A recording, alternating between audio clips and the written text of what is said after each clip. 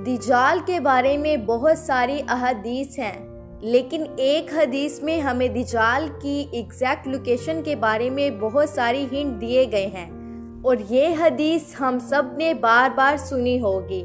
ایک دن ایک بڑی محفل میں رسول صلی اللہ علیہ وآلہ وسلم کے پاس ایک عیسائی آیا اسلام قبول کرنے کے لیے، اور اس نے اپنا واقعہ سنایا کہ میں اور کچھ لوگ عرب سے مشرق کی طرف روانہ ہوئے۔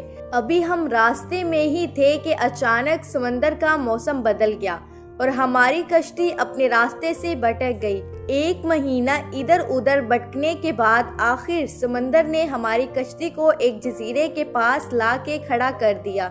بڑی کشتی سے ہم اتر کر چھوٹی کشتیوں کے ذریعے جزیرے تک پہنچے، اور وہاں ہماری ملاقات ایک عجیب قسم کی مخلوق کے ساتھ ہوئی جو بالکل کالا اور جسم پر بہت سارے بال تھے، اور اس نے اپنا نام جسیسہ بتایا، اور ہم نے اس سے پوچھا کہ تم کون ہو، کون سی مخلوق ہو؟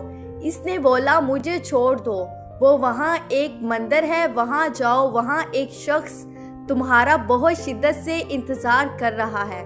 اندر ہم نے ایک شخص کو زنجیروں میں بندھا ہوا دیکھا، اور اس نے ہم سے 3 سوال پوچھے کہ مجھے بیسان کے درختوں کے بارے میں بتاؤ، کیا اس میں کوئی فروٹ پھل وغیرہ ہیں؟ ہم نے کہا ہاں وہاں بہت سارے پھل ہیں، اور اس نے کہا بہت جلد وہاں کچھ بھی نہیں ہوگا۔ پھر اس نے پوچھا مجھے لیک آف تبرا کے بارے میں بتاؤ، کیا اس میں پانی ہے یا نہیں؟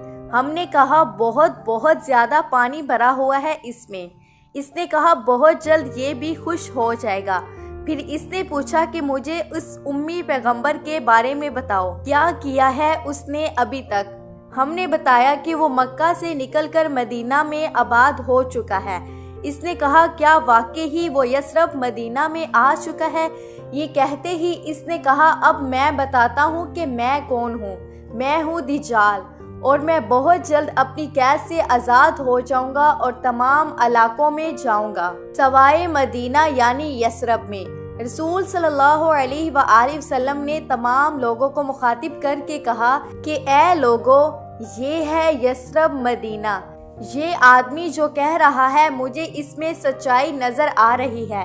یاد رکھو دجال نہ شام کے سمندر میں اور نہ یمن کے سمندر میں۔ اور اپنے ہاتھ سے مشرق کی طرف اشارہ کر کے کہا دجال مشرق میں ہے۔ اب سمپل سی بات ہے، ایز وی نو مشرق کی طرف سمندر کے بعد ان کی کشتی ایک جزیرے پر رکتی ہے۔ رسول صلی اللہ علیہ وآلہ وسلم نے بھی مدینہ میں جو مشرق کی طرف اشارہ کیا تھا، اگر ہم اس سے ایک سیدھی لائن کھینچے تو وہ بالکل ایسٹولا آئی لینڈ کے اوپر سے گزرتی ہے۔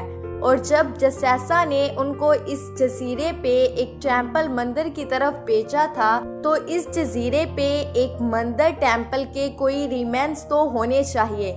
انڈیا کے اس آئی لینڈ میں ایسا کچھ بھی نہیں ہے، لیکن پاکستان کے ایسٹولا آئی لینڈ میں بتایا گیا ہے کہ مندر ہے، لیکن یہ تو 1450 سال پرانی بات ہے۔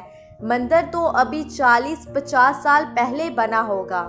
200 سال پرانا مندر، اور مندر بھی کس کا؟ کالی ماتا، ہندوؤں کی سب سے خطرناک اور خوفناک دیوی، جو دیکھنے میں بہت خوفناک اور جس کے جسم پر بھی بہت سارے بال ہیں۔ کچھ یاد آیا ان صحابیوں نے جو بہت عجیب مخلوق کی بات کی تھی، وہ بالکل ہندوؤں کے اس بھگوان سے ملتی جلتی ہے۔ لیکن اگر آج بھی آپ ایسٹولا آئی لینڈ جائیں تو آپ کو دجال نہیں ملے گا۔ وہ آزاد ہوا ہے یا نہیں یہ تو نہیں پتا، لیکن یہ جو جسیسہ ہے اس کو غور سے دیکھیے۔ 1970 کے امریکہ میوزک انڈسٹریز سب سے بڑے بینکس میں سے ایک بینک رولنگ سٹونز ہے۔ اس نے یہ اپنا لوگو ہندو گوڈس کالی ماتا سے ایکسپائر ہو کے اپنایا، اور یہ لوگو پچھلی صدی میں سب سے زیادہ مشہور لوگوز میں سے ایک ہے، اور Rolling Stone band one of the greatest band of all time مانا جاتا ہے۔ دجال کے جزیرے والے جسیسہ کا پوری دنیا کے میوزک انڈسٹریز اور فلم انڈسٹریز کو شیپ کرنے میں بہت بڑا ہاتھ ہے۔